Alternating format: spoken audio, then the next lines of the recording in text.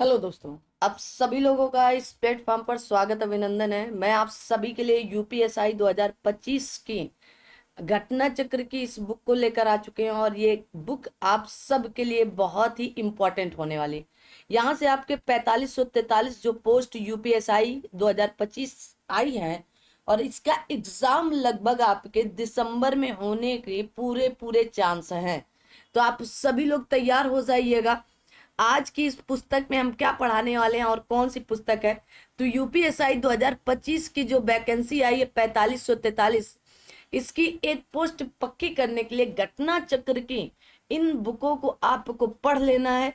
और इन बुकों को पढ़ने के बाद आपको ये तय हो जाएगा कि आपकी एक सीट अपनी पक्की है।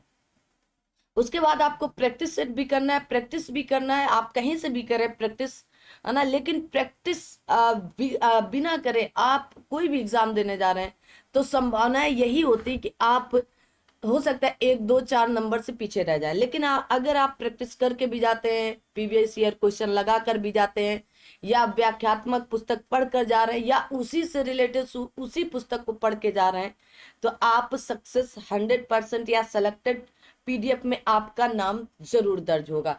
तो उप निरीक्षक नागरिक पुलिस 2025 की भर्ती जो आ चुकी है, उसके लिए आज हम मूल विधि स्टार्ट कर चुके हैं। लेकिन सबकी डिमांड है कि संविधान को पढ़ाया जाए। मूल विधि की 2 क्लासें 2 लेक्चर पहुंच चुके हैं, उनको आप देखिएगा। और तीसरा लेक्चर आपका बहुत ही जल्द आने वाला है। अब महिलाओं, बच्चों एवं आपके अनुसूचित जाति के सदस्यों आदि के संरक्षण देन संबंधी विधिक प्रावधान से संबंधित। ठीक है, तो आइए, यहाँ पर मैंने आपको ये वाला टॉपिक पूरा कंप्लीट कर दिया है 2 क्लास में, और आगे आने वाली क्लास होगी आपकी ये वाली। तो अब बने रहिएगा क्लास में, और बहुत ही जल्द बताया जाएगा कब कौन सी क्लास आएगी। इसका जो पार्ट नंबर बी है, खा है, आज हम लोग बात करेंगे संविधान की। ठीक है, संविधान का वेटेज इसमें ज्यादा है। आप सभी लोग जानते हैं कि 40 क्वेश्चन आने हैं जीएस के, और जीएस के 40 क्वेश्चन में 16 क्वेश्चन आते हैं संविधान से लगभग 15 से 16 क्वेश्चन, और फिर आते हैं 15 से 16 क्वेश्चन लगभग बाकी जीएस से, जो आपका हिस्ट्री, ज्योग्राफी और पर्यावरण, Uttar Pradesh special, current affair, static GK वगैरह वगैरह से आते हैं। तो आप देखेंगे, और 7 से 8 क्वेश्चन आते हैं मूल विधि से। किससे आते हैं? मूल विधि। यह 40 क्वेश्चनों का पैकेज, और ये आपको पूर्णतया दिया जा रहा है, जिसमें से मैंने जीएस मौन मंत्र युक्त पुस्तक पूरी पढ़ा दी है। उसमें से आपको मैंने संविधान भी मतलब पूरी जीएस कंप्लीटली पढ़ा दी गई है, और यहाँ पर आपको हिंदी भी पढ़ा दी गई है। वहां पर आपने सारे वीडियो देख लिए होंगे, हिंदी के भी, जीएस के भी। अब पहले मौन मंत्र युक्त पुस्तक से मूल विधि भी समाप्त करेंगे, और इधर से संविधान समाप्त करेंगे, और फिर यहाँ पर फिर से आपके व्याख्यात्मक मूल विधि समाप्त करेंगे, और उसके बाद आपको हिंदी और सामान्य ज्ञान वाली पुस्तक भी समाप्त करेंगे। तो सभी लोग जाकर के टेलीग्राम चैनल ज्वाइन कर लीजिएगा। आप लोग चैनल ही नहीं ज्वाइन करते, वहां पर आपको पूरी अपडेट दी जाती है, पूरी करंट अफेयर से रिलेटेड हर रोज चीजें अपडेट की जाती हैं। तो वो चीज आपको ज्वाइन करके रखना है। आइए, अब आप आज की क्लास में चलते हैं संविधान की, वहीं पर बात करते हैं क्लास में। यह है आपका संविधान। तो संविधान में जैसे कि मैंने कहा कि यहां से लगभग 15 से 16 क्वेश्चन आता है। लगभग आपको इस 15 से 16 क्वेश्चन में 12 क्वेश्चन प्लस बनाकर रखना है। ऐसा पढ़ना है कि 12 प्लस बने रहे। 1 2 3 तो ह्यूमन एरर से भी गलत हो सकते हैं क्वेश्चन, लेकिन 12 प्लस आप बने रहे, 13 सही हो जाए, 14 सही हो जाए। क्योंकि संविधान एक ऐसा सब्जेक्ट है जिसमें आप सारे के सारे क्वेश्चन सही कर सकते हो संविधान में। क्योंकि आपको या तो अनुच्छेद से रिलेटेड, या अनुसूचियों से रिलेटेड, या थ्योरी से रिलेटेड जो भी बात है, इसमें जो आपके अमेंडमेंट हुए, नए अमेंडमेंट जो जुड़े, बस वही अपडेट करना है। बाकी सारी चीजें पहले से पढ़ी हुई होती हैं, या फिर आपने कहीं ना कहीं सुनी हुई होती हैं। तो आप संविधान के बारे में बहुत सी चीजें जानते रहते हैं। अगर मैं आपके सामने बोल पा रही हूँ, आपको मैं पढ़ा पा रही हूँ, ये भी संविधान की देन है। तो आप संविधान के बारे में जान रहे हैं। तो एक संविधान ही ऐसा है जो कहता है संविधान विधान, सबके लिए एक संविधान है, सबके लिए है ना, कोई ऊंच नीच नहीं है इसमें, सबके लिए एक समान संविधान है हमारा। तो आइए शुरू करते हैं संविधान की इस क्लास को, और कई क्लासों में मिलजुल कर खत्म करेंगे, क्योंकि एक साथ खत्म करना एक क्लास में थोड़ा सा मुश्किल है।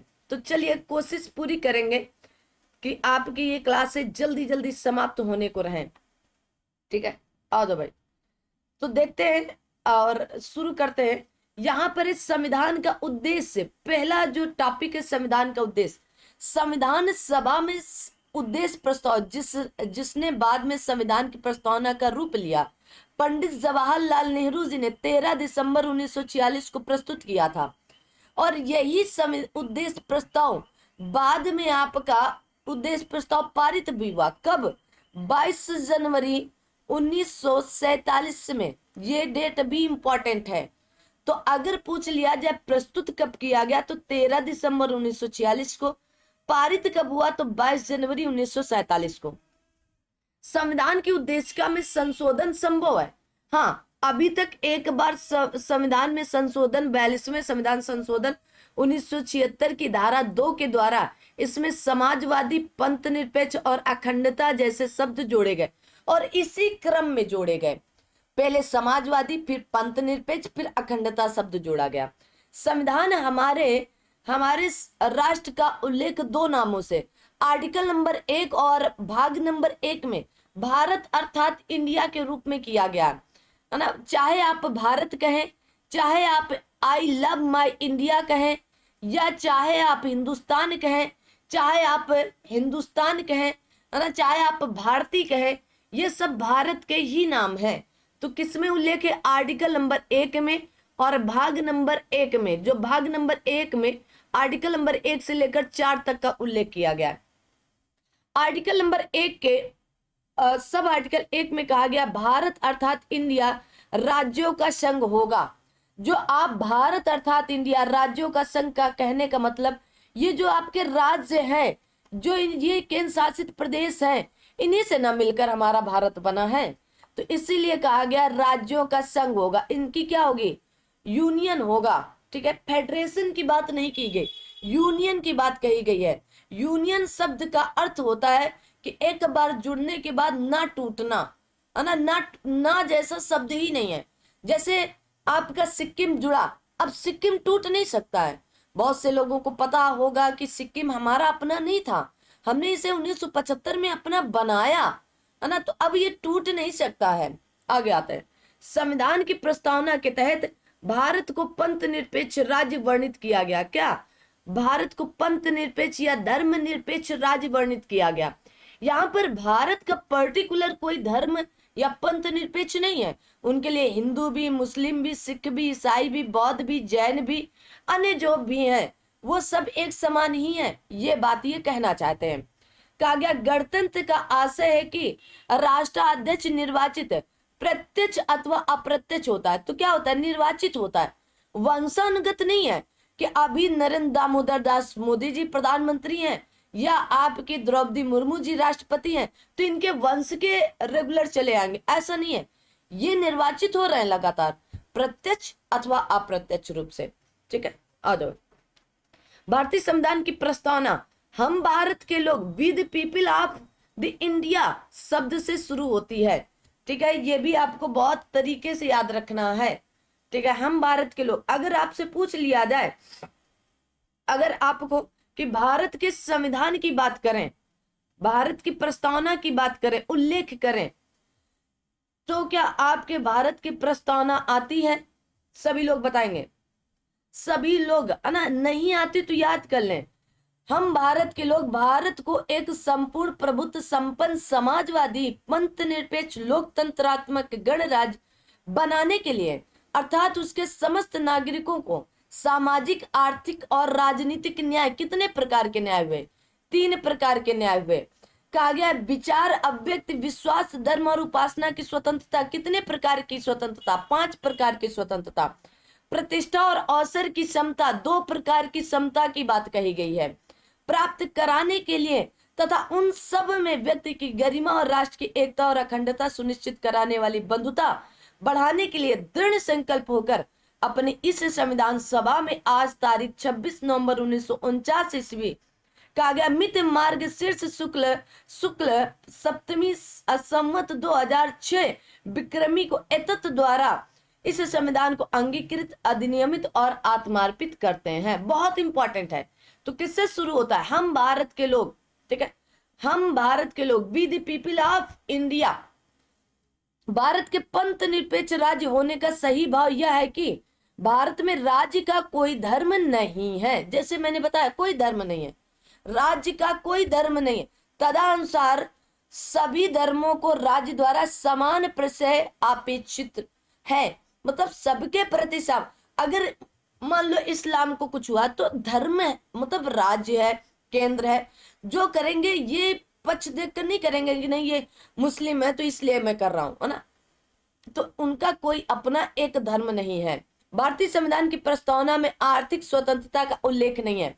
आर्थिक स्वतंत्रता का उल्लेख नहीं है तो असामाजिक आर्थिक राजनीतिक न्याय है, स्वतंत्रता नहीं बताई मैंने। स्वतंत्रता आपकी विचार, अव्यक्त विश्वास, धर्म और उपासना की स्वतंत्रता है। 5 प्रकार के। भारतीय संविधान की उद्देशिका को संविधान की आत्मा कहा जाता है। अगर आपसे पूछ लिया जाए कि भारतीय संविधान की उद्देशिका को संविधान की आत्मा किसने कहा था, किसने कहा था, बताएंगे? तो आप कहेंगे डॉक्टर दास भार्गव ने कहा था। याद रखना इनका नाम, डॉक्टर ठाकुर दास भार्गव ने। कौन? ठाकुर दास भार्गव ने कहा।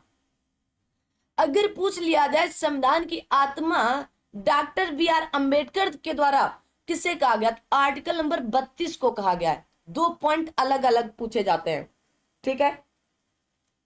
आगे आता है, कहा गया संविधान निर्माताओं के मनोभाव आदर्श उद्देशिका में प्रतिबिंबित होते हैं। के मुंशी ने उद्देशिका को राजनीतिक जन्म पत्रिका याद कर लो।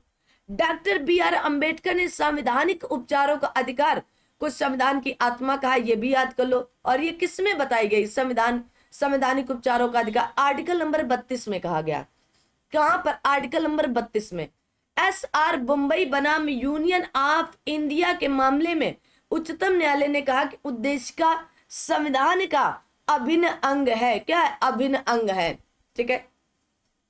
कहा गया भारतीय संविधान में दिए गए नीति निदेशक तत्व न्यायालय में परिवर्तनीय नहीं है, लेकिन मूल अधिकार परिवर्तनीय है।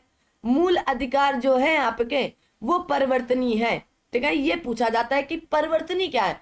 तो भाग नंबर 3 में आर्टिकल नंबर 12 से लेकर 35 तक आपके ये उच्च न्यायालय में, आप चाहे सुप्रीम कोर्ट जाए चाहे हाई कोर्ट जाए, उसमें आपके ये परिवर्तनीय है। राज्य के 4 आवश्यक तत्व, जनसंख्या, भूभाग, सरकार और संप्रभुता।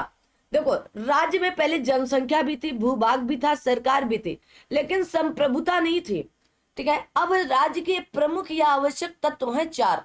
राज्य का सबसे महत्वपूर्ण तत्व क्या है? संप्रभुता। जैसे मैंने कहा जब तक संप्रभुता नहीं थी तब तक हम स्वतंत्र कहाँ हुए, है ना। हमें संप्रभुता की जरूरत है, हम अपना संविधान बना सके, अपना संविधान लागू कर सके। ऐसी बातें आपको देखनी है और सुननी है और जाननी है। आगे आते हैं, आगे चलते हैं। आप सभी लोग कमेंट करके भी बताना क्लास कैसी लगी, ठीक है। भारत के लिए एक संविधान सभा का विचार पहली बार किसने? M.N. राय द्वारा पेश किया गया था। किसके द्वारा? M.N. राय के द्वारा। अगर पूछ लिया जाए कि भारत के लिए संविधान सभा का विचार पहली बार कब और किसने पेश किया था, तो आप कहेंगे M.N. राय के द्वारा पेश किया गया था। 1934 में प्रस्तुत किया गया। इनका नाम आपके मानवेंद्र नाथ राय है। अगर कभी आपको जानना पड़ जाए तो मानवेंद्र याद कर लो, मानवेंद्र नाथ राय है। क्या है? मानवेंद्र नाथ राय ने प्रस्तुत किया था 1934 में, है ना। आगे आते हैं, नई दिल्ली में पहली बार संविधान सभा की बैठक कब? 9 दिसंबर 1946 को हुई, जिसमें आपने देखा कि डॉक्टर सच्चिदानंद सिन्हा जी को अस्थायी अध्यक्ष चुना गया या बनाया गया था। 13 दिसंबर 1946 को संविधान सभा में ऐतिहासिक उद्देश्य संकल्प को पंडित जवाहरलाल नेहरू जी ने रखा था। यही वो उद्देश्य प्रस्ताव है जो बाद में हमारी प्रस्तावना या उद्देशिका बनी, और ये 13 दिसंबर 1946 को रखा गया। 22 जनवरी 1947 को ये पारित किया गया था। ठीक है, आगे आते हैं। कहा गया संविधान सभा द्वारा उद्देश्य संकल्प को सर्वसम्मति से 22 जनवरी 1947 को स्वीकार किया गया था। कब? 22 जनवरी 1947 को स्वीकार किया गया था। आगे आ जाओ भाई। कहा गया संविधान सभा हैदराबाद देसी रियासत के प्रतिनिधियों ने भाग नहीं लिया था। ये बात बिल्कुल खुलकर पूछी जाती है कि संविधान सभा में किस देशी रियासत ने प्रतिनिधित्व या प्रतिनिधि नहीं में भाग नहीं लिया, तो हैदराबाद ने नहीं लिया। BN राव ने अनुशंसा की थी कि किसी व्यक्ति के अधिकार को 2 श्रेणियों में विभाजित किया जाना चाहिए, न्याय और अन्याय, जिसे संविधान मसौदा समिति द्वारा स्वीकार किया गया था या किया गया है। संविधान सभा के सर अल्लाद कृष्ण स्वामी अय्यर ऐसे सदस्य थे जिन्होंने कहा कि हमारे संविधान की प्रस्तावना में उन बातों को अव्यक्त किया गया है जिनके बारे में हमने सोचा था या इतने लंबे समय से जिनका सपना देखा था। तो ये बात किसने कही? तो सर अल्लाद कृष्ण स्वामी अय्यर जी ने कहा था संविधान सभा में। ये भी आपको बात याद रखनी है। संविधान सभा में आप आज भी आप देखेंगे कि संविधान की जो प्रस्तावना है, ये हमारा जो संविधान है, आज भी वो बातें डाली गई हैं जो आज हम सोच सकते हैं। सोचिएगा आपके संविधान को कितना सोच समझकर बनाया गया है।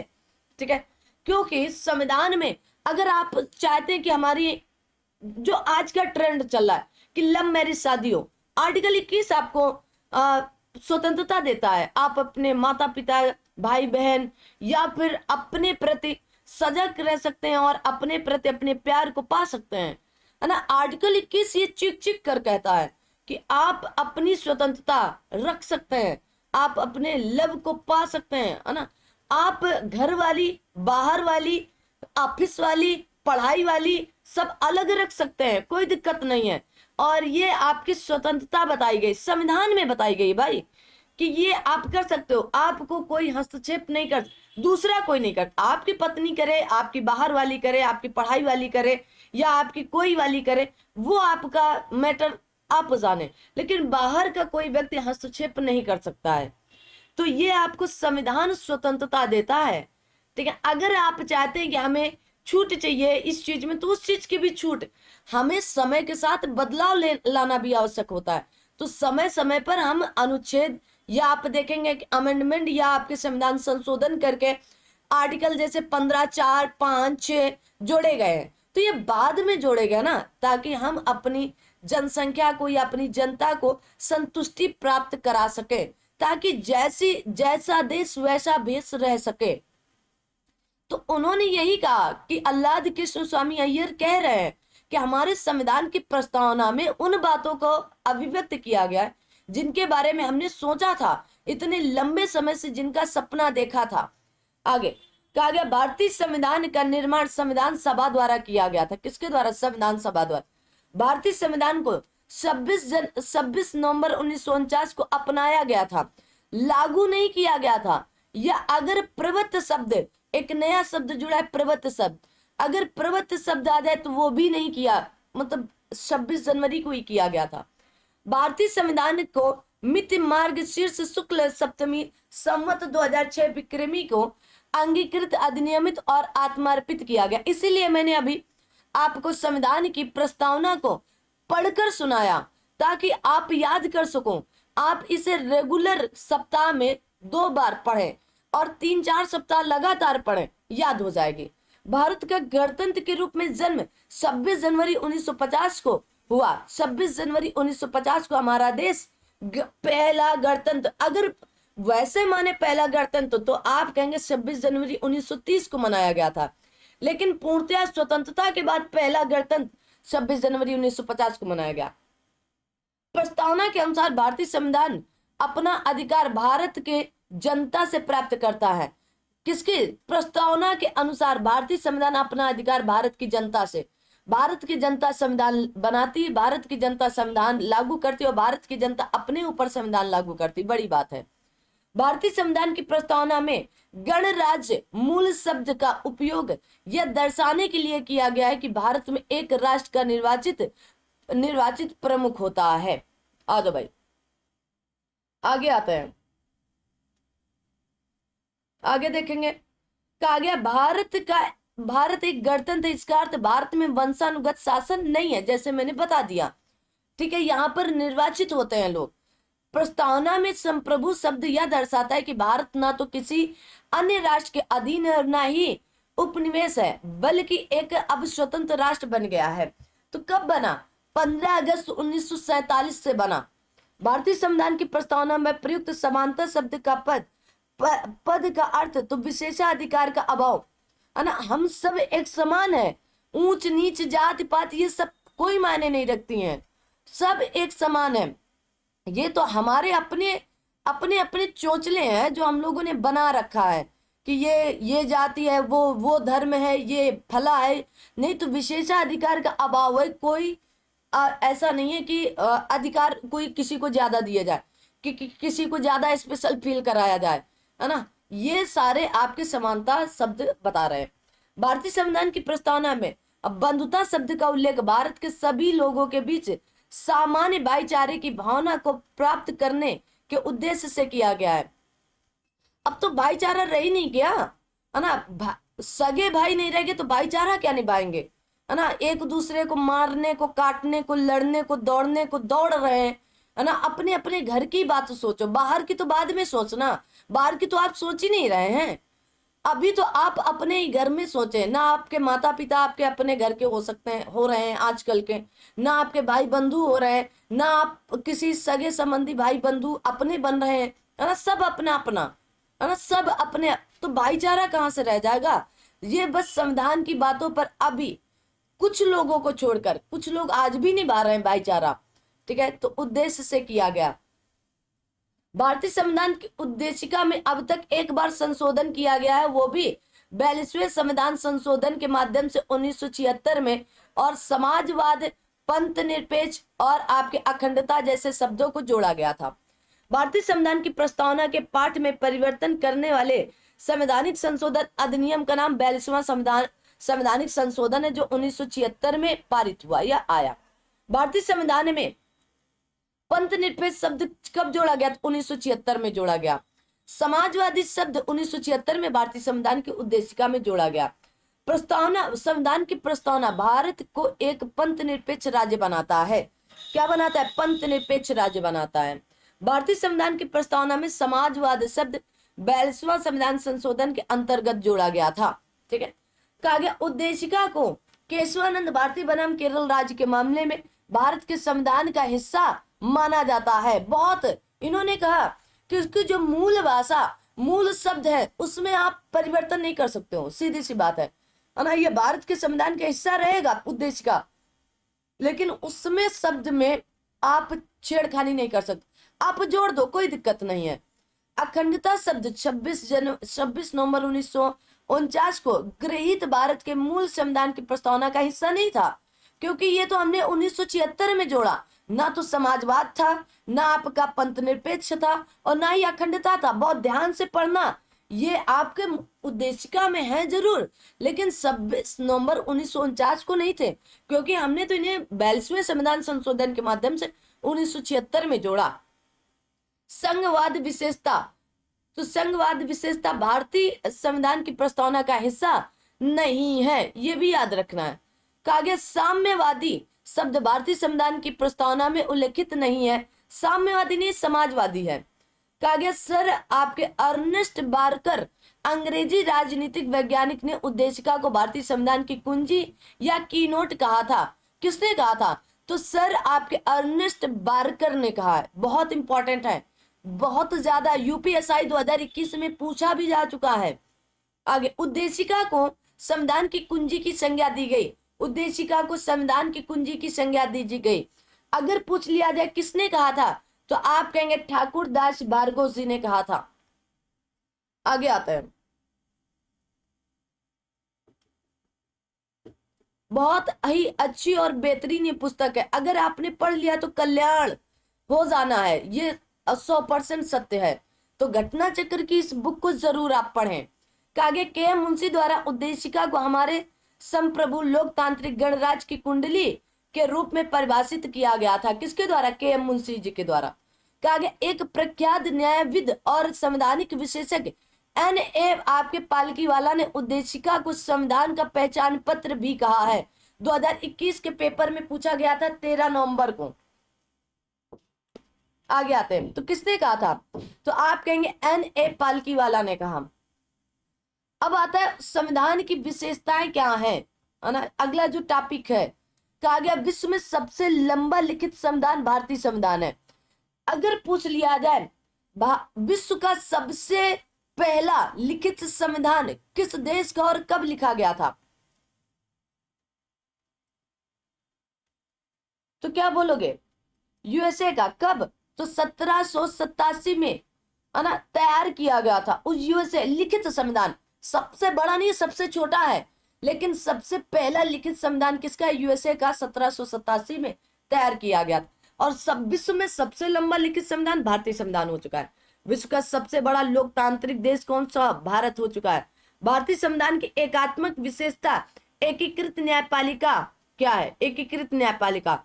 आप अगर मान लो अधीनस्थ न्यायालय गए, वहां पर आप संतुष्ट नहीं हुए तो आप उच्च न्यायालय आ सकते। उच्च न्यायालय से भी आप संतुष्ट नहीं तो आप सुप्रीम कोर्ट का दरवाजा जाकर के खटखटा सकते हैं, या फिर कुछ मामलों में आप सीधा जा सकते हैं सुप्रीम कोर्ट, कोई समस्या नहीं है ना। नहीं तो आप सीढ़ी बाई सीढ़ी चढ़कर तो एकीकृत न्यायालय की बात कही। भारत का संविधान लागू होने के समय इसमें 395 अनुच्छेद और 8 अनुसूचियां थी। अभी लगभग 450 प्लस अनुच्छेद और आपकी 12 प्लस अनुसूचियां हैं, है ना। ऐसे तो मूल अनुसूचियों की संख्या 12 ही बताई गई है, ठीक है।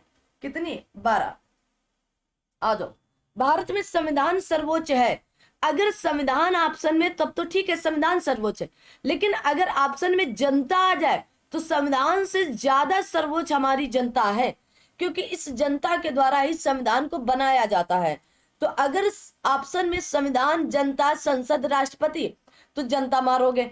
अगर ऑप्शन में संविधान, संसद, सर्वोच्च न्यायालय और उच्च न्यायालय तो संविधान मारोगे, ठीक है ना। इस बात को खास ख्याल रखना।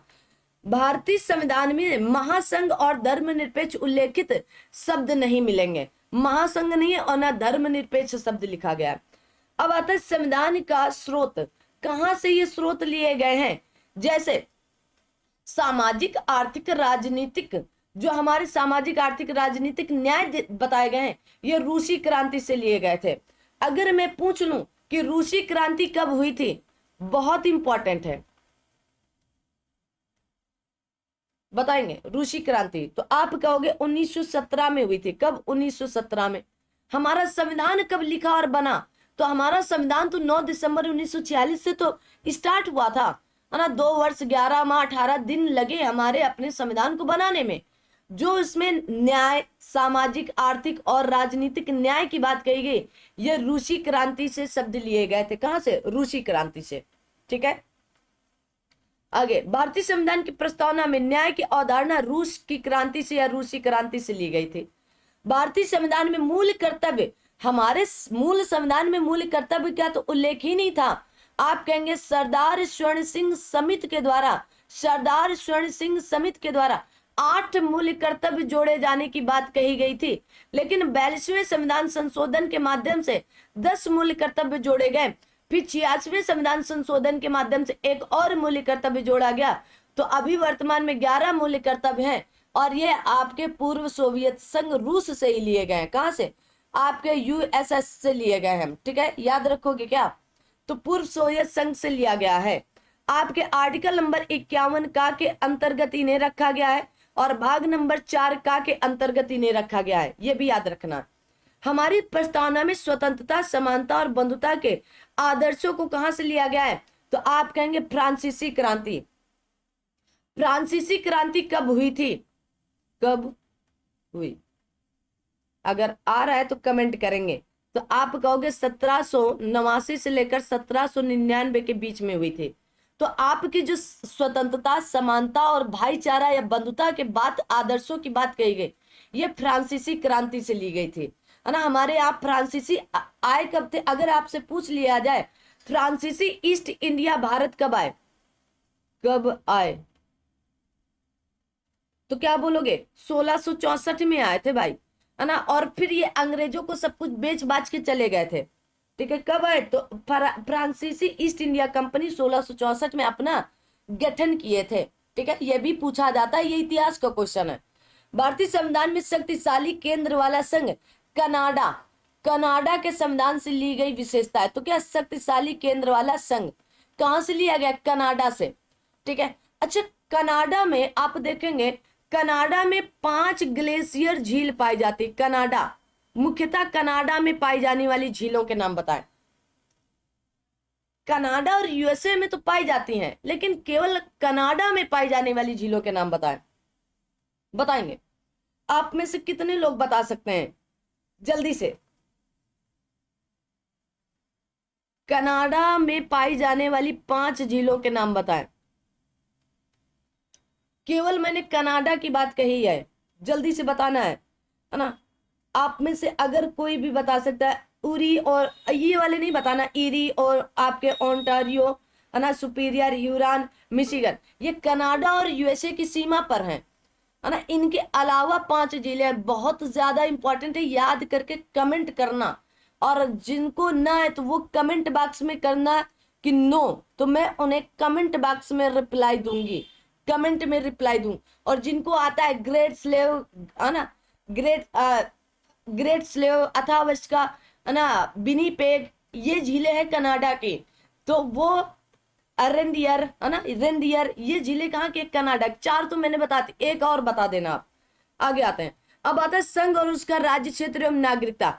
संघ और उसका राज्य क्षेत्र भाग नंबर 1 और नागरिकता भाग नंबर 2 की बात कर रहा है। भाग नंबर 1 की बात करें तो भाग नंबर 1 में आर्टिकल नंबर 1 से लेकर 4 तक की बात की गई। भाग नंबर 2 की बात करें तो आप देखेंगे आपके भाग नंबर 2 में आर्टिकल 5 से लेकर 11 तक की बात की गई है। याद रखना है, अगर पूछ लिया जाए एकल नागरिकता कहां से ली गई है, एकल नागरिकता, तो क्या बोलोगे? इंग्लैंड या ब्रिटेन के संविधान से ली गई है। भारतीय संविधान का अनुच्छेद 1 भारतीय संघ के अटूट स्वरूप को दर्शाते हुए राज्यों को संघ कहा गया है। क्या कहा गया? राज्यों को संघ। भारत की संसद के पास भारत में किसी राज्य का नाम बदलने की शक्ति है। भारत के संसद के पास भारत में किसी राज्य का नाम बदलने की शक्ति किस आर्टिकल में है या किस अनुच्छेद में है? तो क्या बोलोगे, किस अनुच्छेद में ये बात कही गई होगी? आप बताएं, है ना। ये प्रश्न, ऐसे प्रश्न है तो आर्टिकल नंबर 3 में। कहां पर? आर्टिकल नंबर 3 में। लेकिन आर्टिकल नंबर 2 क्या है? नए राज्यों का प्रवेश। ठीक है, नए राज्यों का प्रवेश, जैसे सिक्किम नया राज्य, हमारा अपना नहीं था। ठीक है, तो आप कहेंगे आर्टिकल 3 के तहत या अनुच्छेद को नए राज्यों के निर्माण के लिए, जैसे उत्तराखंड उत्तर प्रदेश से, है ना, एमपी से, जैसे आप कहेंगे आपका छत्तीसगढ़ बना, झारखंड जैसे आपके बिहार से काट कर बना, सारे के सारे सन 2000 में बने थे। ठीक है, मौजूदा राज्यों के क्षेत्रों या सीमाओं में परिवर्तन करने और उनके नाम बदलने का अधिकार, जैसे उत्तराखंड का नाम उत्तरांचल कहा जाता था, है ना, और फिर उसका नाम उत्तराखंड रखा गया। ठीक है, तो ये शक्ति संसद के पास होती है और ये शक्ति इसे आर्टिकल नंबर 4 देती है। आर्टिकल नंबर 2 नए राज्यों का प्रवेश, जैसे सिक्किम, प्रवेश की बात मतलब आओ प्रवेश करो। ये निर्माण की बात, नए राज्यों का निर्माण, शब्द याद रखना। प्रवेश मतलब कोई बाहर से आकर प्रवेश कर रहा है, निर्माण का मतलब हम अपने में काट छांट कर कोई निर्माण कर रहे हैं। ठीक है, आ जाओ। भारतीय संविधान के भाग 2 में नागरिकता से संबंधित प्रावधान किए गए हैं। ठीक है, आ जाओ भाई, नागरिकता से संबंधित कुछ चीजों को देख लेते हैं। देखिए, नागरिकता, भारत की नागरिकता जन्म से ली जा सकती है। जैसे हमने कोई नागरिकता ग्रहण नहीं की, हमने जन्म से लिया। क्यों? क्योंकि हमारे माता पिता को वंशानुगत से मिली, वंशानुक्रम से मिली। देशीकरण से भी प्राप्त की जा सकती है ना। जैसे आपकी सोनिया गांधी से देशीकरण से प्राप्त की है ना, यहाँ पर रही है पहले, फिर उसके बाद उसे प्राप्त की है। आगे आते हैं, आगे आप सभी लोग देखेंगे कहा गया भारतीय संविधान के अनुच्छेद 3 के अनुसार किसी राज्य के नाम, क्षेत्र या सीमा में परिवर्तन की प्रक्रिया केंद्र द्वारा शुरू की जा सकती है। किसके द्वारा? केंद्र के द्वारा। भारतीय संविधान का अनुच्छेद 3 नए राज्यों के निर्माण और वर्तमान राज्यों के क्षेत्रों, सीमाओं या नामों में परिवर्तन से संबंधित है। ठीक है। नागरिकता अधिनियम 1955 यथा संशोधित के अनुसार यदि कोई नागरिक संविधान के प्रति निष्ठा नहीं दिखाता हो तथा युद्ध के समय गैर कानूनी तरीके से शत्रु से संपर्क में हो तो उसकी नागरिकता रद्द हो सकती है। क्या हो सकती है? उसकी नागरिकता रद्द हो सकती है। संविधान के अनुच्छेद 9 के तहत विदेशी राज्य की नागरिकता किसी व्यक्ति द्वारा स्वेच्छा से अर्जित कर लेने पर वह भारत का नागरिक नहीं रहेगा। आर्टिकल 9 ये बताता है। अब आता है मौलिक अधिकार से संबंधित। किससे? मौलिक अधिकार से संबंधित कहा गया ये भाग नंबर 3 में आर्टिकल नंबर 12 से लेकर 35 तक मौलिक अधिकारों का वर्णन किया गया है। मौलिक अधिकारों का उल्लेख भारतीय संविधान के भाग नंबर 3 में किया गया है। ठीक है। भारतीय संविधान के भाग 3 को भारत का मैग्ना कार्टा भी कहा जाता है। यह प्रश्न 2021 में पूछा गया है। कब? 2021 में। भारतीय संविधान का भाग 3 राज्य द्वारा शक्ति के मनमाने और आपके निरपेक्ष उपयोग के विरुद्ध नागरिकों की रक्षा करता है। भारतीय संविधान के भाग 3 और 4 को आपके ग्रैनविल ऑस्टिन ने संविधान की चेतना के रूप में वर्णित किया। तो किसको? भाग 3 को और भाग 4 को। किसको? भाग 3 और भाग 4 को। ठीक है। कहा गया मौलिक अधिकार उनके आधुनिक नाम है जिन्हें पारंपरिक रूप से प्राकृतिक अधिकार के रूप में जाना जाता है। कहा गया वर्तमान में कुल 6 मौलिक अधिकार प्रदान किए गए हैं। कितने? 6।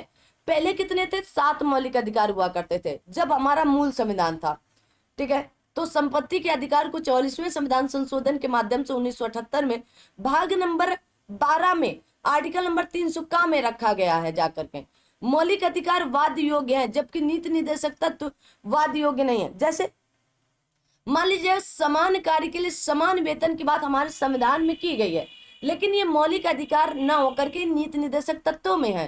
तो इसके लिए हम सुप्रीम कोर्ट, हाई कोर्ट अगर गए तो आपको वहां से भगा दिया जाएगा कि आप पहले और पढ़ लिख लेते तो ज्यादा बेहतर होता। और इससे क्या होता है कि आप अगर पढ़े लिखे होते तो आप हमारे उच्च न्यायालय या आपके सुप्रीम कोर्ट पर नहीं आते, क्योंकि समान कार्य के लिए समान वेतन मिले ना मिले ये उन पर डिपेंड करता है, या राज्यों पर डिपेंड करेगा, या आप जिस कंपनी पर कार्य कर रहे हैं वहां पर डिपेंड करेगा। ये कोई सर्वोच्च न्यायालय या उच्च न्यायालय का निर्णय नहीं है। कहा गया मौलिक अधिकार नैसर्गिक एवं आपके अप्रदेय अधिकार हैं जो राज्यकृत के विरुद्ध एक गारंटी के रूप में होते हैं। क्या होते हैं? गारंटी के रूप में होते हैं। मौलिक अधिकार केवल आपातकाल स्थिति में ही निलंबित किए जा सकते हैं, लेकिन आर्टिकल 20 और 21 को छोड़ करके कहा गया अनुच्छेद 358 एवं 359 में मूल अधिकारों के निलंबन संबंधी प्रावधानों का वर्णन किया गया। किसमें? आर्टिकल 359 लगते ही आर्टिकल 19 आपका निलंबित हो जाता है और आर्टिकल 358 इनमें बताई गई हैं बातें। आगे आता है।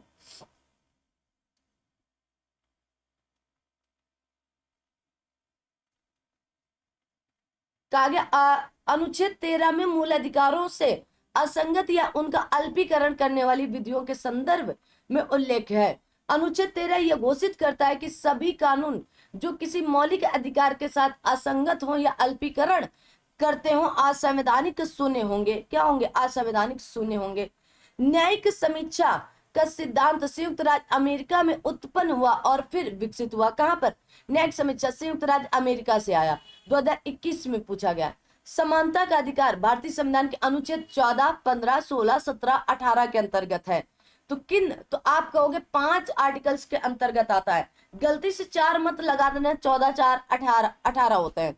14, 15, 16, 17, 18 5 आर्टिकल के अंतर्गत आता है। अनुच्छेद 14 में विधि के समस्त समानता का उल्लेख किया गया है। भारतीय संविधान के अनुच्छेद 14 में उल्लेख है कि राज्य भारतीय क्षेत्र के अंतर्गत किसी भी व्यक्ति को विधि के समस्त समानता या विधि के समान संरक्षण से वंचित नहीं करेगा। 2021 में पूछा गया, 2011 में 14 में पूछा गया और 2011 में पूछा गया है।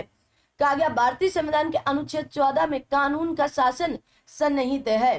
कहा गया भारतीय संविधान में समानता शब्द सामाजिक विशेषाधिकार का अभाव संदर्भित करता है। आगे देखेंगे। कहा गया ए वी डाइसी ने विधि शासन या कानून का शासन की अवधारणा प्रतिपादित किया। किसने? A.V. डाइसी। ठीक है। भारतीय संविधान के अनुच्छेद 14 में कानून के समझ समानता की अवधारणा ब्रिटिश संविधान से लिया गया। किससे? ब्रिटिश संविधान। कानून के समझ समानता कहां से ली गई? ब्रिटिश संविधान से लिया गया। ठीक है। भारतीय संविधान के अनुच्छेद 14 में कानूनों के समान संरक्षण की अवधारणा अमेरिकी संविधान से ली गई। कहां से? अमेरिकी संविधान से। आर्टिकल 15 के अनुसार धर्म, मूल वंश, जाति, लिंग, जन्म स्थान के आधार पर विभेद का प्रतिषेध है। मतलब आप ऐसे जैसे आर्टिकल 15 के अनुसार धर्म, मूल वंश, जाति, लिंग या जन्म स्थान के आधार पर किसी से भेदभाव नहीं कर सकते, निषेध है। धर्म, मूल वंश, जाति, लिंग या जन्म स्थान के आधार पर विभेद का प्रतिषेध संविधान के अनुच्छेद 15 में प्रदत्त है या लागू है। संविधान, भारत के संविधान का अनुच्छेद 15 में राज्य को बच्चों के लिए विशेष प्रावधान का अधिकार भी देता है। सरकार महिलाओं और बच्चों तथा आर्थिक और सामाजिक रूप से पिछड़े नागरिकों तथा अनुसूचित जातियों और अनुसूचित जनजातियों के लिए विशेष प्रावधान बना सकती है। यह अनुच्छेद 15 के सब आर्टिकल 3 और 15 के सब आर्टिकल 4 में समानता के मौलिक अधिकारों के खिलाफ आपके प्रावधानित है। ठीक है, इंपॉर्टेंट है, याद करके रखो। आगे आते हैं। आगे कहा गया भारतीय संविधान का अनुच्छेद 15(3) में महिलाओं को भेदभाव के विरुद्ध संरक्षण प्रदान किया गया है ना। आप किसी भी महिला के भेदभाव के विरुद्ध संरक्षण दिया जाता है। कहा गया भारतीय संविधान के आर्टिकल 15(4) में या 15 का सब आर्टिकल 4 या उप आपका अनुच्छेद 4 राज्य को अनुसूचित जाति की उन्नति के लिए विशेष प्रावधान का अधिकार देता है। आर्टिकल 16 लोक नियोजन के विषयों में अवसर की समानता की बात प्रदान करता है, यह क्षमता प्रदान करता है। ठीक है, तो सरकारी नौकरियों में सबको एक समान अवसर प्राप्त करेगा या समता प्रदान करता है। भारतीय संविधान का अनुच्छेद 16 सार्वजनिक रोजगार के मामलों में अवसर की समानता की गारंटी देता है। भारतीय संविधान में उपाधियों का अंत आर्टिकल 18 समानता के अधिकार के अंतर्गत अंतः स्थापित किया गया है। क्या बोलोगे? अंतः स्थापित किए जाने की बात की गई। आगे आते हैं। आगे भारतीय संविधान के अनुच्छेद 17 के अनुसार अस्पृश्यता का अंत या छुआछूत का अंत किया गया। भारतीय संविधान के अनुच्छेद 17 में अस्पृश्यता का अंत एवं उससे उपजी किसी आपके निर्योग्यता को लागू करना दंडनीय अपराध बताया गया है। भारतीय संविधान का अनुच्छेद 18 राज्य को किसी नागरिक या विदेशी को किसी भी प्रकार की उपाधि, किसी सैन्य या शैक्षणिक विशिष्टता को छोड़ करके से सम्मानित करने से रोकता है। ठीक है, तो क्या उपाधियों का अंत करता है। ठीक है, उपाधियों के कहा गया आर्टिकल 19 वाक स्वतंत्रता आदि विषयक कुछ मूल अधिकारों को प्रदान करता है। सूचना का अधिकार विधिक अधिकार है जिसे सूचना के अधिकार अधिनियम 2005 के तहत नागरिकों को प्रदान किया गया है। हालांकि सर्वोच्च न्यायालय के निर्णयानुसार सूचना का अधिकार आर्टिकल 19(1) के का में उल्लेखित वाक एवं अभिव्यक्ति की स्वतंत्रता में निहित है। कहा गया आर्टिकल 19(1) का वाक, भाषण और अभिव्यक्ति की स्वतंत्रता का वर्णन करता है। सर्वोच्च न्यायालय की व्याख्या के अनुसार प्रेस की आजादी की व्यवस्था इसी में अंतर्निहित की गई है। कहा गया आर्टिकल 19(1) का खा शांतिपूर्वक एक एवं निरायुध सम्मेलन करने की स्वतंत्रता। तो 19(1) का में भाषण कर सकते हो, 19(1) के खा में शांतिपूर्वक आप सम्मेलन कर सकते हो, 19(1) के गा में संघ एवं संगठन या सहकारी सोसाइटी के निर्माण की स्वतंत्रता है, मतलब आप संघ बना सकते हो। 19(1) के घा में आप सर्वत्र मतलब भारत के राज्य क्षेत्र में आपके सर्वत्र आबाद आचरण मतलब घूम फिर सकते हो। अगर कहीं घूमोगे फिरोगे तो 19(1) के अंगा के राज्य के भीतर कहीं भी बस भी सकते हो, है ना। अब कहीं आप घूम फिर रहे हो तो रात होगी तो आप बस भी सकते हैं। 19(1) के चा को समाप्त कर दिया गया था क्योंकि संपत्ति से संबंधित था। 19(1) के छा में कोई भी व्यवसाय अपनाने की स्वतंत्रता है। आप भारत में कहीं पर भी कभी भी किसी भी वक्त कोई भी व्यवसाय कर सकते हैं। तो पहले में कहा गया भाषण कर सकते हो, 19(1) के का में कहा गया भाषण, 1901 के खा में निरायुध सम्मेलन, 1901 के सम्मेलन बुला के कर सकते हो। अब सम्मेलन करोगे तो जाहिर सी बात है संगठन बन जाएगा। अब संगठन बनेगा तो आप जब कोई ग्रुप बनाते हो तो फिर विचार करोगे चलो कहीं पर किसी राज्य या क्षेत्र पर घूम आते हैं, वहां का माहौल देख आते हैं। वहां जाओगे तो वहां बसने का भी कि अब आए हैं तो 2-4-10 दिन रहकर चलते हैं, बस भी सकते हो। और फिर वहां पर अगर ज्यादा अच्छा लग गया तो आप अपना व्यवसाय भी कर सकते हो। मौलिक अधिकार असीम नहीं है, यह आपके उचित प्रतिबंधों के अधीन है। मौलिक अधिकार असीम नहीं है कि आप किसी के मौलिक अधिकारों का हनन करें, यह आपका वो प्रतिबंधित के अधीन भी आता है। आगे आते हैं।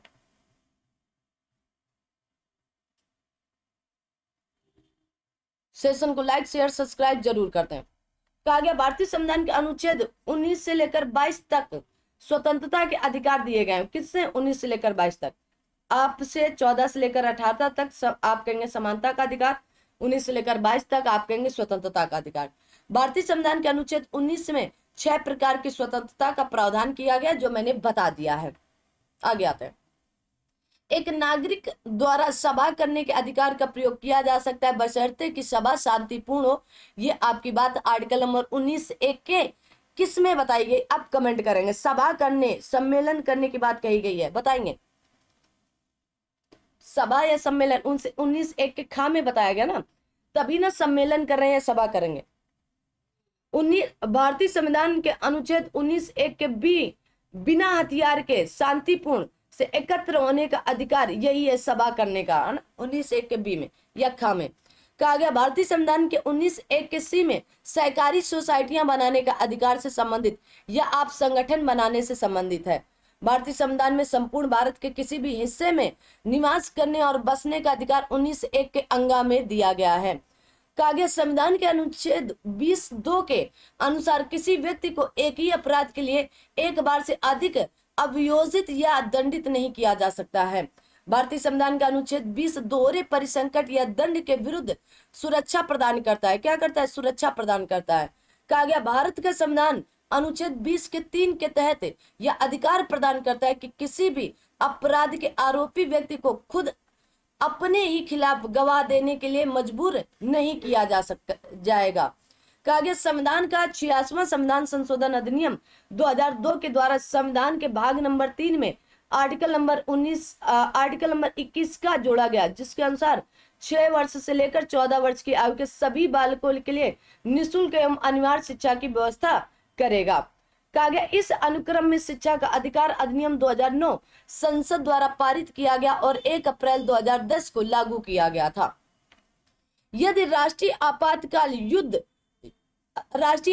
युद्ध या बाह्य आक्रमण के आधार पर घोषित होता है तो सभी मूल अधिकार स्थगित किए जा सकते हैं, परंतु आर्टिकल 20 अपराधों के लिए दोष सिद्धि के संबंध में संरक्षण तथा आर्टिकल 21 जीवन और व्यक्तिगत स्वतंत्रता के अधिकार को स्थगित नहीं किया जाएगा या नहीं किया जा सकता है। आर्टिकल 21 में जीवन एवं व्यक्तिगत स्वतंत्रता के संरक्षण का उल्लेख है। किसमें? जीवन एवं व्यक्तिगत स्वतंत्रता के संरक्षण।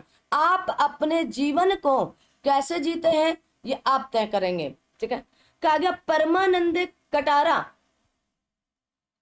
कटारा बनाम भारत संघ के मामले में उच्चतम न्यायालय ने आपके अब निर्धारित किया कि चिकित्सीय सहायता भारतीय संविधान के अनुच्छेद 21 के तहत एक मौलिक अधिकार है। अतः चिकित्सा के पेशे से जुड़े प्रत्येक सदस्य का यह सर्वोपरि दायित्व है कि वह किसी भी आपके प्रक्रियात्मक औपचारिकता की प्रतीक्षा किए बिना घायल नागरिक को तुरंत चिकित्सा सहायता उपलब्ध कराएं। ये नहीं पहले पुलिस केस है तो पुलिस आ जाने दो, अरे आते आते हो सकता है वो निपट जाए, तो पहले आप चिकित्सा उसको दें, चिकित्सीय सहायता दें, उपलब्ध कराएं, उसके बाद जो होगा वो तो किया ही जाएगा, ठीक है। उसका निर्णय बाद में आप कर सकते हैं।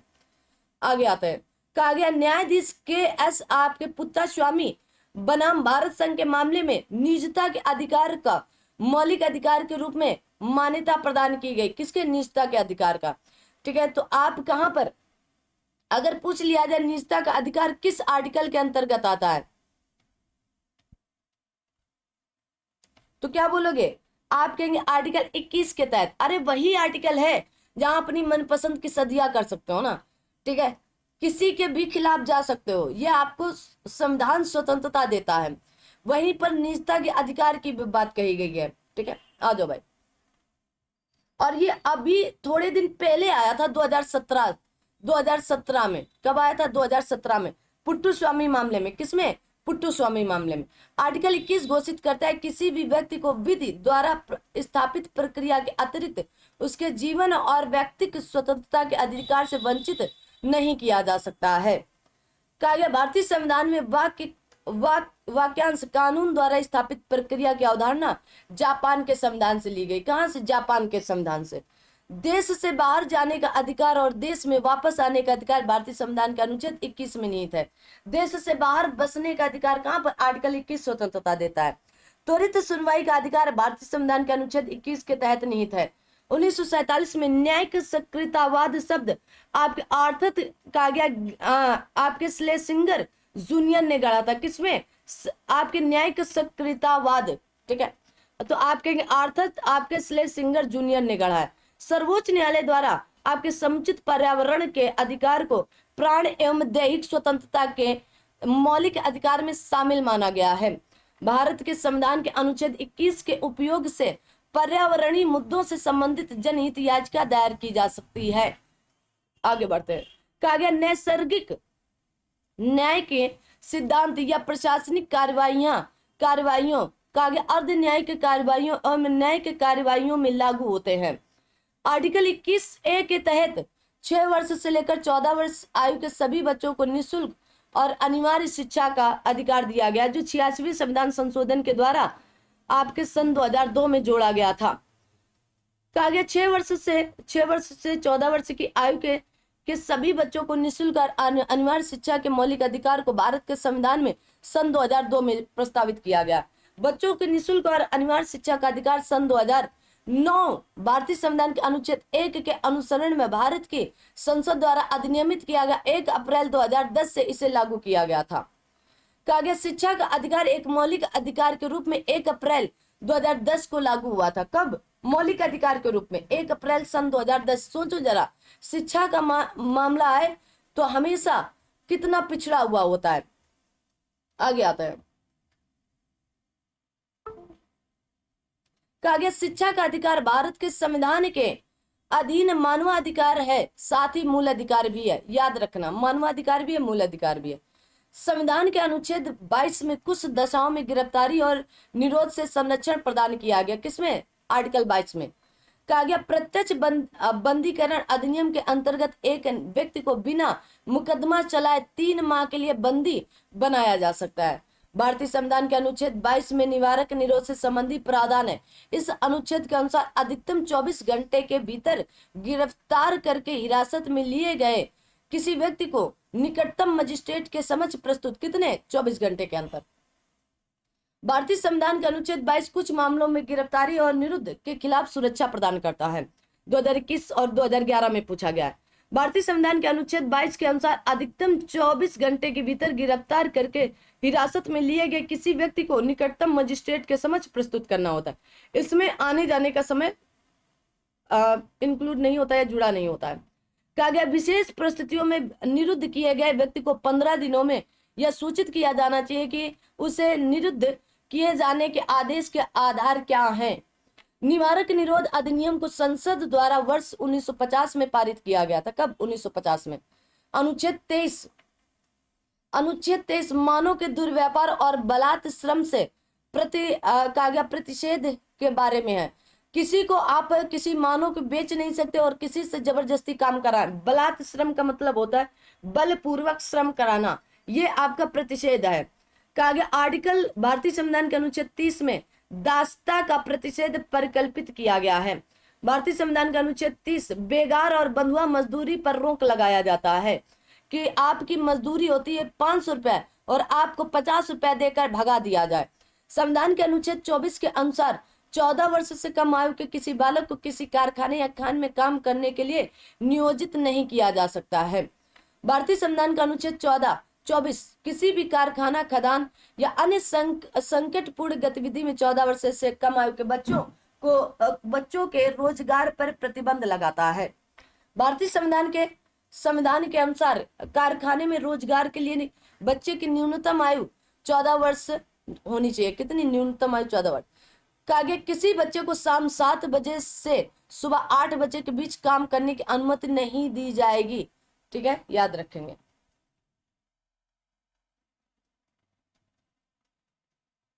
धार्मिक स्वतंत्रता के अधिकार के प्रावधान के अंतर्गत धर्म को मानने, आचरण और प्रचार करने का अधिकार आर्टिकल 25 में शामिल है। भारतीय संविधान का अनुच्छेद 25 अंतःकरण की स्वतंत्रता की गारंटी देता है। किसकी? अंतःकरण। भारतीय संविधान का अनुच्छेद 25 भारतीय राज्य या भारत राष्ट्र के धर्मनिरपेक्ष चरित्र को दर्शाता है। भारतीय संविधान का अनुच्छेद 25 धर्म की स्वतंत्रता से संबंधित है। अंतःकरण की स्वतंत्रता और धर्म को अबाध रूप से मानना, आचरण करना और प्रचार करने का मौलिक अधिकार, सार्वजनिक व्यवस्था, नैतिकता और स्वास्थ्य भारतीय संविधान के भाग 3 के अन्य प्रावधान के अधीन आते हैं।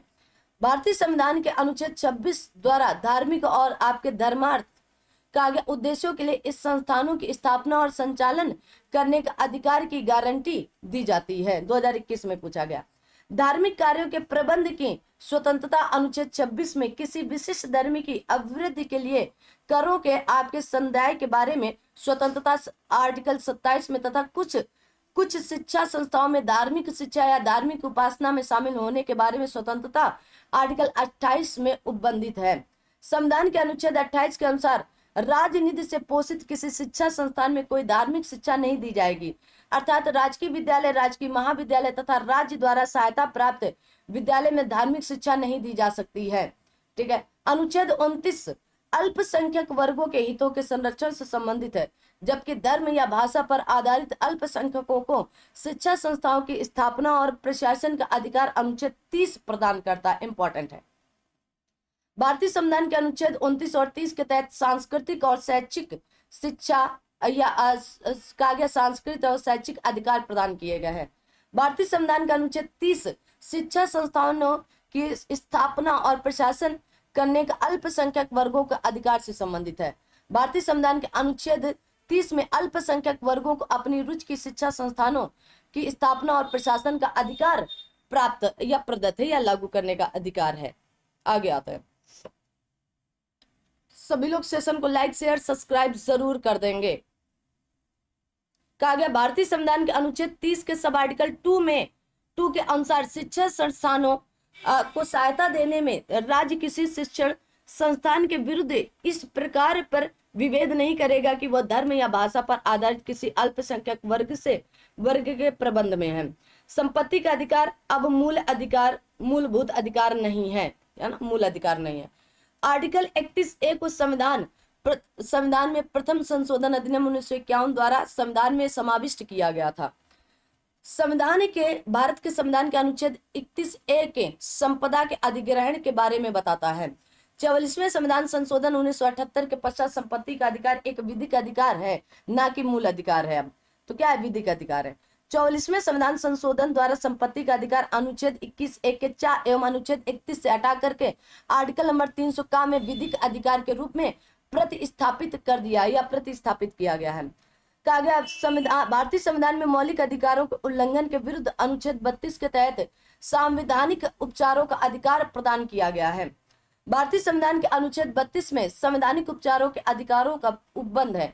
इस अधिकार के बिना वास्तव में मौलिक अधिकारों का कोई औचित्य नहीं है। अनुच्छेद 32 के तहत सर्वोच्च न्यायालय तथा अनुच्छेद 226 के तहत उच्च न्यायालय मौलिक अधिकारों के उल्लंघन की स्थिति में उपचार प्रदान करता है। इंपॉर्टेंट टॉपिक है।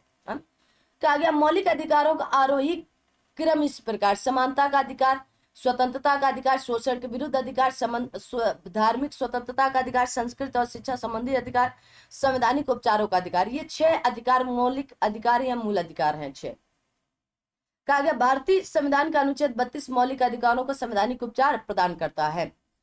कहा गया उच्च न्यायालय और उच्चतम न्यायालय दोनों संस्था मौलिक अधिकारों को लागू करने के लिए याचिका या रिट जारी कर सकती हैं। तो कौन? आर्टिकल 226 के तहत और आर्टिकल 32 के तहत। कहा गया हैबियस कॉर्पस है ना, याचिका का शाब्दिक अर्थ किसी को सशरीर पेश करना है ना। हैबियस कॉर्पस का मतलब होता है याचिका का शाब्दिक किसी को सशरीर पेश करना। आगे आते हैं।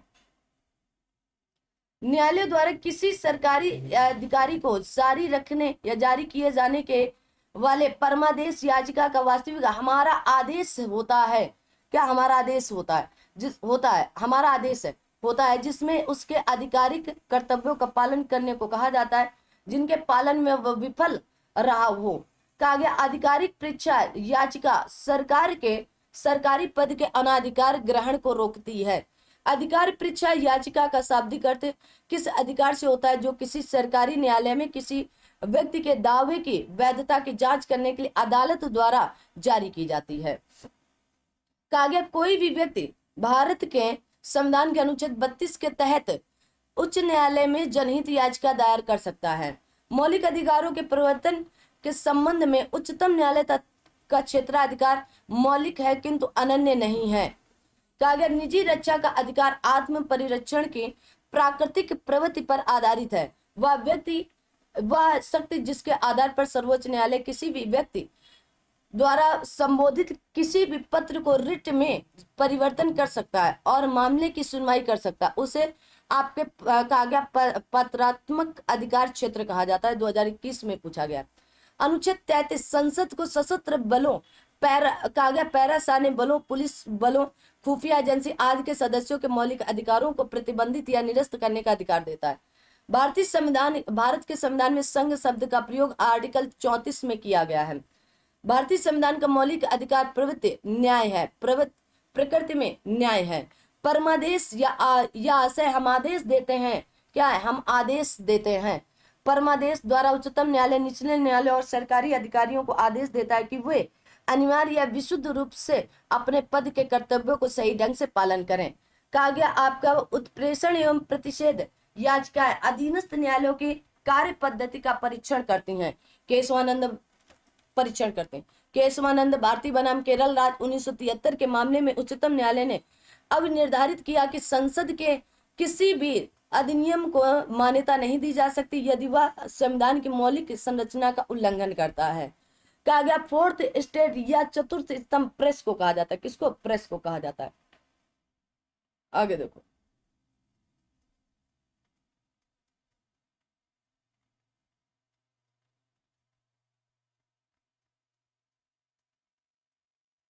आगे आते हैं। यह है मौलिक अधिकार। ठीक है, एक जगह कर दिए तो आर्टिकल 12 में परिभाषा मौलिक अधिकारों से असंगत या उनका अल्पीकरण करने वाली विधियां। समानता का अधिकार तो आर्टिकल नंबर 14 से 18 तक। विधि के समक्ष समानता धर्म आर्टिकल 14 में। आर्टिकल 15 धर्म मूल वंश जाति लिंग या जन्म स्थान के आधार पर विभेद या प्रतिषेध। आर्टिकल 16 लोक नियोजन के विषय में अवसर की समानता। आर्टिकल 17 अस्पृश्यता का अंत। आर्टिकल 18 उपाधियों का अंत। स्वतंत्रता का अधिकार वाक स्वतंत्रता आदि विषय कुछ अधिकारियों का संरक्षण। और आर्टिकल 20 अपराधों के लिए दोष सिद्धि के संबंध में संरक्षण। आर्टिकल 21 प्राण एवं दैहिक स्वतंत्रता का संरक्षण। आर्टिकल 21 का तो आप कहेंगे शिक्षा का अधिकार। आर्टिकल 22 कुछ दशाओं में गिरफ्तारी और निरोध से संरक्षण। आर्टिकल 23 शोषण के विरुद्ध अधिकार। 23 और 24 मानव के दुर्व्यापार और बलात्श्रम का प्रतिषेध या निषेध का। आर्टिकल 24 कारखानों आदि में बालकों के नियोजन का प्रतिषेध।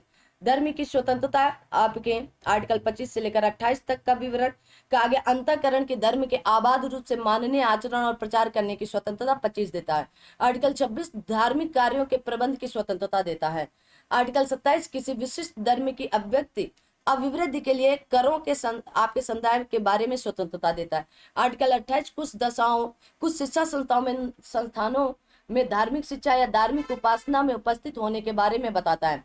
कहा गया सांस्कृतिक और शिक्षा संबंधी अधिकार। आर्टिकल 29 और 30 देता है अल्पसंख्यक वर्गों के हितों का संरक्षण। शिक्षा संस्थानों की स्थापना और प्रशासन करने का अल्पसंख्यक वर्गों का अधिकार होता है। आगे आते हैं। आगे आता है संवैधानिक उपचारों का अधिकार। ठीक है, कहा गया अब आर्टिकल 32 इस भाग द्वारा प्रदत्त अधिकारों का परिवर्तनीय या परिवर्तित कराने के लिए उपचार। आर्टिकल 32। आर्टिकल 33 कहा गया इस भाग द्वारा प्रदत्त अधिकारों का बलों आदि को लागू होने उपांतरण करने की संसद की शक्ति। और आर्टिकल 33 आर्टिकल 34 जब किसी क्षेत्र में सेना विधि प्रवृत्त है तब इस भाग द्वारा प्रदत्त अधिकारों का पर निर्बंधन। आर्टिकल 35 इस भाग के उपबंधों को प्रभावी करने के लिए विधान।